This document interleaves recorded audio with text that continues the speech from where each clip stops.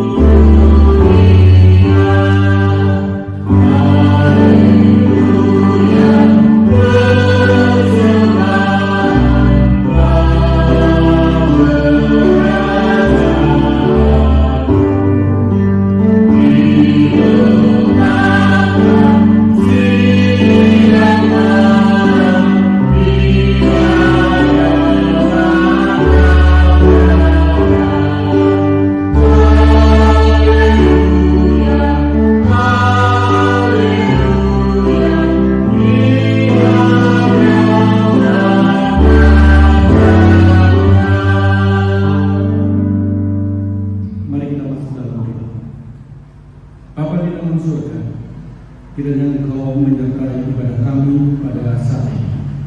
Kami percaya bahwa Tuhan telah memberikan kepada kami kekuatan untuk melaksanakan ibadah ini.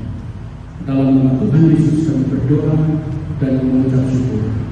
Amin. Kita akan membaca Alkitab yang kita ambil dari Mazmur nomor 1. Mazmur nomor 1. Demikian bunyi kitab suci. Berbahagialah orang yang tidak berjalan menurut nasihat orang fasik, yang tidak berdiri di jalan orang berdosa, dan yang tidak duduk dalam kumpulan pencemooh. Tetapi yang disukainya ialah Taurat Tuhan, dan yang merenungkan Taurat itu siang dan malam. Ia seperti pohon yang ditanam di tepi aliran air, yang menghasilkan buahnya pada musimnya, dan yang tidak layu daunnya. Apa saja yang diperbuatnya berhasil. Bukan demikian orang fasik. Mereka seperti sekam yang ditiupkan angin. Sebab itu orang fasik tidak akan tahan dalam penghakiman. Begitu pula orang berdosa dalam perkumpulan orang benar. Sebab Tuhan mengenal jalan orang benar, tetapi jalan orang fasik menuju kebinasaan. Saudara-saudara sekalian, kita akan menyanyikan pujian nomor 18 di dalam PPK. Pujian nomor 18. Besarlah Allah.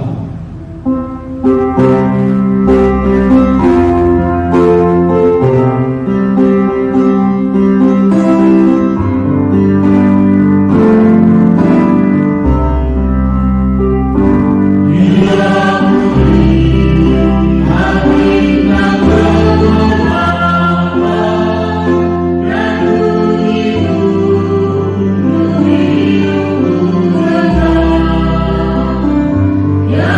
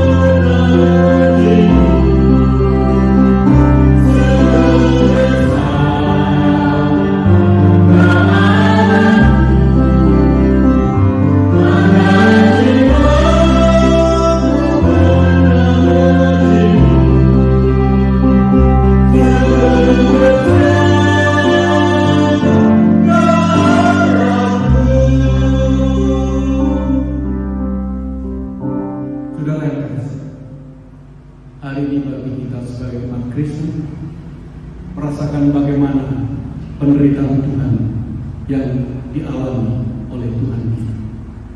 Maka dari itu kita akan menyanyikan pujian, bawalah aku dekat ke Saya.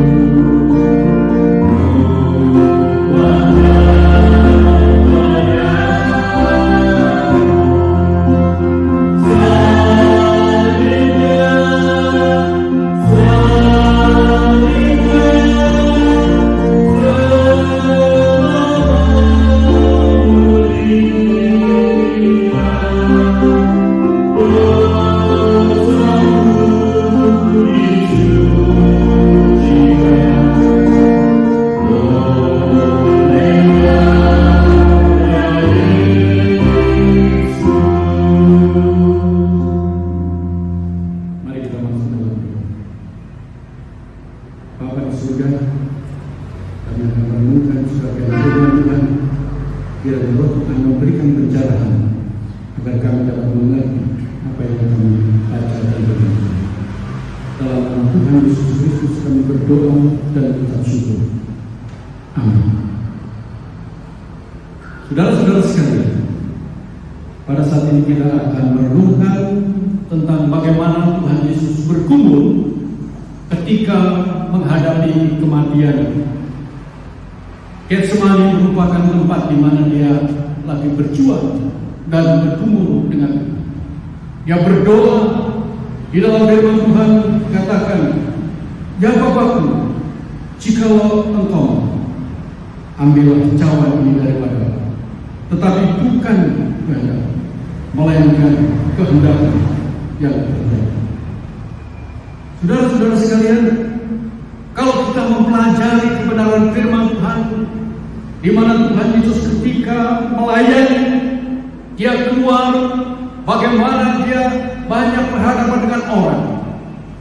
Tujuannya adalah the kingdom of God, Tujuan utama adalah kerajaan Allah harus disampaikan. Dia berbicara tentang kerajaan.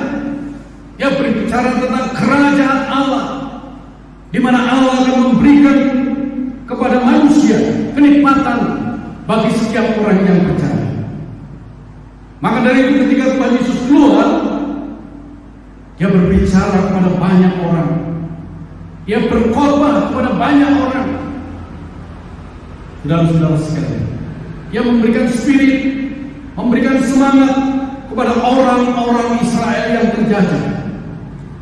Dia menyembuhkan orang yang buta bisa melihat, orang yang timpang bisa berjalan. Saudara sekalian, bahkan orang yang mati bisa dibangkitkan. Saudara, kita tahu bagaimana Tuhan Yesus berjuang di dalam melayani, memberitakan, mengajar kepada setiap orang dengan waktu yang demikian banyak. Sampai dia mengatakan tidak ada tempat untuk membaringkan kepalanya. Berarti dia dengan sungguh-sungguh melaksanakan kehendak Allah. Pelayanan Yesus tidak dapat dilakukan lagi. Maka pada waktu itu orang berbondong-bondong, orang mendengarkan firman Tuhan, mereka dihiburkan, mereka memiliki kehidupan yang baru, sehingga orang mungkin berpikir inilah Mesias yang akan datang. Maka Yesus pantas untuk menjadi raja orang Israel yang saat itu sedang terbelenggu, pada saat itu sedang menghadapi satu tindakan kekerasan dari bangsa Romawi. Mereka tidak sejahtera. Maka dari itu ketika dia berjalan dan menaiki keledai, apa yang terjadi? Hosana, Hosana di tempat yang maha tinggi. Hosana, Hosana. Teriakan-teriakan luar biasa. Mereka membuang pakaiannya untuk dilewati Yesus. Saudara-saudara sekalian, luar biasa. Orang-orang Israel merasakan inilah raja yang akan memimpin bangsa, akan terlepas daripada segala penindasan. Tetapi seminggu kemudian apa yang terjadi? Apa yang terjadi?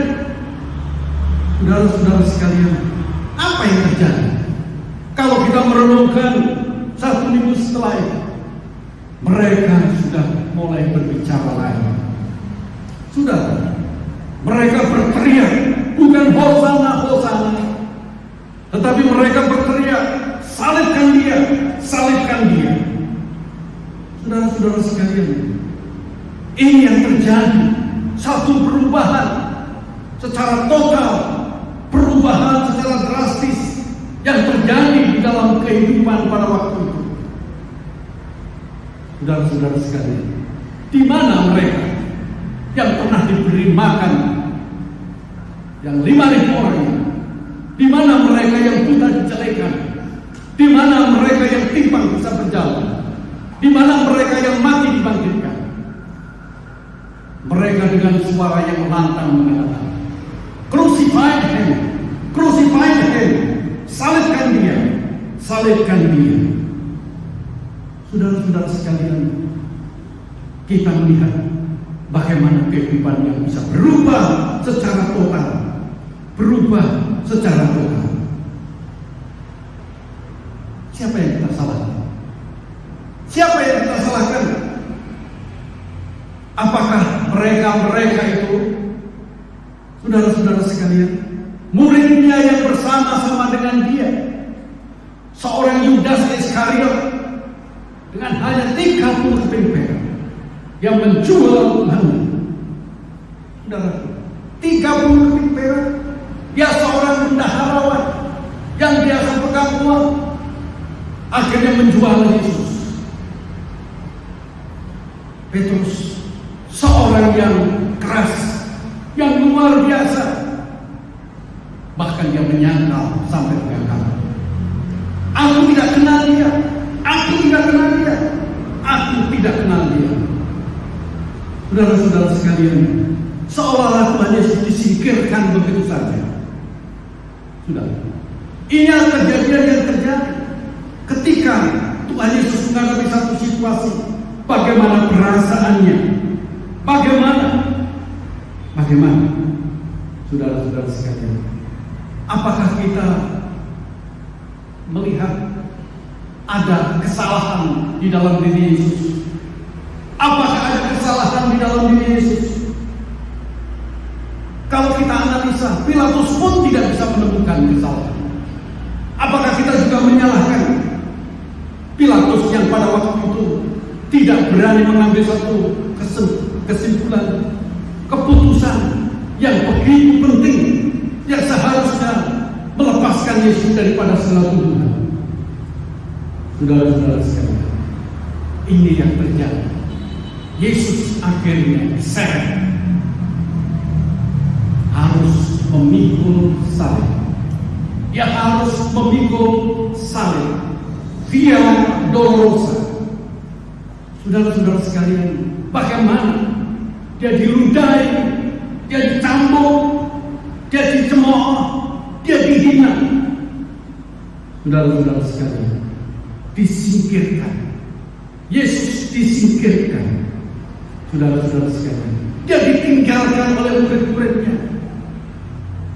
Saudara-saudara yang kasih, jikalau kita mengadakan perenungan, kita mengadakan kontemplasi, saudara, apa yang terjadi di dalam kehidupan Yesus sendiri? Saudara-saudara sekalian, akhirnya kayu salib itu yang harus dipikul untuk menaiki Golgota. Dia harus naik ke Golgota. Di situ dia harus dipakukan, darahnya tercurah. Saudara-saudara sekalian, mungkin kita selalu mengingat apa yang dikatakan Yesus ketika di atas kayu salib. Ketika itu dia mengatakan, "Ya Bapa, ampunilah mereka, karena mereka tidak tahu apa yang mereka perbuat." Di dalam keadaan yang seperti itu, dia tidak mengutuk orang-orang seperti itu, tetapi dia masih bisa mengatakan, "Ya Bapa, ampunilah mereka, karena mereka tidak tahu apa yang mereka perbuat." Kemudian ada kata-kata yang indah juga kepada perampok itu. Dia mengatakan, "Engkau bersama-sama dengan aku di Firdaus Allah." Kalimat yang sangat luar biasa yang diberikan Yesus kepada perampok itu. Kalimat yang lain mengatakan, "Ibu, ini anakmu." Dan inilah ibu kepada Yohanes, dia mengatakan demikian. Di dalam keadaan yang sakit, dia masih bisa melakukan kata-kata, melakukan tindakan yang begitu positif. Di dalam keadaan yang lemah, dia mengatakan, "Eli, Eli, lama sabachthani." Apa yang terjadi ketika dia berada di kayu salib, yang digantung di situ, yang disalibkan di situ? Dia mengatakan, aku haus, seolah-olah tidak ada orang yang memberikan minum. Tetapi apa yang terjadi? Dia harus menanggung segala penderitaan. Di dalam kata yang lain dia mengatakan, "Sudah selesai, finish, tugasmu sudah selesai." Dan akhirnya dia mengatakan, "Ya Bapa, ke dalam tanganmu kuserahkan nyawa." Saudara-saudara sekalian, di situ kalau kita mengerti apa yang dilakukan Yesus, merupakan sesuatu yang penting yang harus kita renungkan. Saudara-saudara sekalian, harus kita menyadari setiap orang-orang percaya, ketika Jumat Agung kita melihat bagaimana Tuhan telah melakukan segala tindakan demi penyelamatan manusia. Sekarang untuk apa dia harus mati di atas kayu salib? Di dalam firman Tuhan dia mengatakan, kematian Yesus untuk membebaskan kita dari segala kejahatan. Itu yang pertama. Manusia pada hakikatnya itulah penuh dosa. Ketika ada dicipta, maka semuanya itu baik. Bahkan manusia dicipta menurut gambar dan rupa Allah. dicipta menurut gambar dan rupa sudah. Tetapi ketika manusia melanggar perintah Allah, maka dia telah membuat kesalahan yang besar, melawan Tuhan, dan disitulah pertama kali dosa itu masuk. Dan kita sebagai anak cucu keturunan Adam, kita memiliki original sin, dosa asal yang melekat di dalam darah dan hidup kita manusia. Saudara-saudara sekalian, tetapi ketika Tuhan Yesus mati, maka kita akan dibebaskan daripada segala dosa kita. Itu sebagai tebusan kepada kita sebagai manusia yang harusnya dihukum. Tetapi karena Tuhan telah mati bagi kita, maka tebusan itu ada di dalam kita. Saudara-saudara yang kasih, kematian Yesus bagi orang percaya merupakan anugerah yang besar. Sudah, dia mati bagi semua orang, setiap orang yang percaya. Maka Tuhan Yesus mengatakan di dalam firman Tuhan dengan jelas mengatakan, Aku telah menyerahkan untuk orang-orang yang berdosa. Saudara-saudara sekalian, dia mati sebagai tebusan bagi banyak orang. Kemudian yang kedua, kematian Yesus mendamaikan Allah dan manusia. Allah yang suci dan manusia yang berdosa, yang dulu ada tembok pemisah. Maka karena ada perseteruan antara Allah dan manusia, antara manusia dan Allah, tetapi karena kematian Yesus melalui darahnya, maka mulai didamaikan. Manusia bisa mendekat dengan Allah sampai dia mengatakan, kalau di dalam orang Kristen berdoa, mengatakan ya Bapa, berarti satu komunikasi yang demikian harmonis. Tuhan memberikan kepada kita kesempatan bagaimana kita sebagai anak-anak yang berdosa, yang menjadi ahli waris, kita diadopsi menjadi anak-anak yang percaya. Kita didamaikan dengan kematian Yesus. Tidak ada perseteruan lagi antara manusia dengan Allah. Kita disatukan kembali menjadi keluarga. Saudara-saudara sekalian, ini jelas karena kita sudah diampuni dosa-dosa kita. Firman Tuhan mengatakan walaupun dosa kita merah seperti kirmis, akan menjadi putih seperti salju. Dan yang terakhir kita bahwa kita memperoleh hidup yang kekal. Di dalam firman Tuhan jelas dikatakan, karena begitu besar kasih Allah akan dunia ini, sehingga telah mengaruniakan anaknya yang tunggal, barang siapa yang percaya kepadanya tidak binasa, melainkan beroleh hidup yang kekal. Saudara-saudara yang kasih, ini merupakan sesuatu yang indah. Kematian Yesus, kita tidak perlu menyalahkan Yudas Iskariot, kita tidak perlu menyalahkan Petrus yang menyangkal, kita tidak perlu menyalahkan Pilatus yang salah mengambil keputusan. Tetapi kita harus melihat bahwa itu merupakan special grace, anugerah yang khusus yang diberikan kepada kita. Oleh kematian Yesus, kita boleh penebusan, kita didamaikan dengan Allah, kita oleh mendapatkan pengampunan dosa. Oleh karena itu, saudara-saudara sekalian, kita sebagai orang-orang percaya patut bersyukur karena kasih Allah yang begitu besar kepada kita. Apapun kita, status kita, kita diberkati dan diberikan kesempatan untuk datang kepadanya. Oleh karena itu, kita akan melihat bahwa pengorbanan Yesus tidak sia-sia bagi kita. Dia mengasihi kita secara total. Totalitas cinta yang direfleksikan di dalam pemberian kesempatan kepada kita untuk bertobat. Kita datang kepadanya, kita menjadi anak-anak Allah, dan kita akan mendapatkan ahli waris di dalam kerajaan Allah.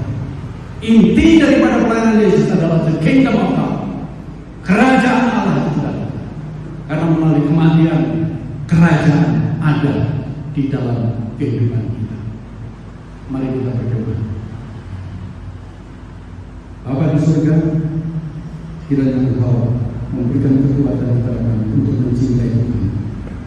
Jikalau Engkau telah memberikan nyawa untuk kami sebagai penebusan dan pendamaian, pengampunan dosa, dan hidup kekal yang sudah berikan kepada kami. Ajarkan kami untuk melakukan, untuk mencintai Tuhan, agar kami tetap setia di dalam segala sesuatu. Dalam nama Tuhan Yesus Kristus kami berdoa dan mengucap syukur. Amin. Baiklah saudara-saudara sekalian, kita akan bangkit berdiri. Kita akan menyanyikan doksologi.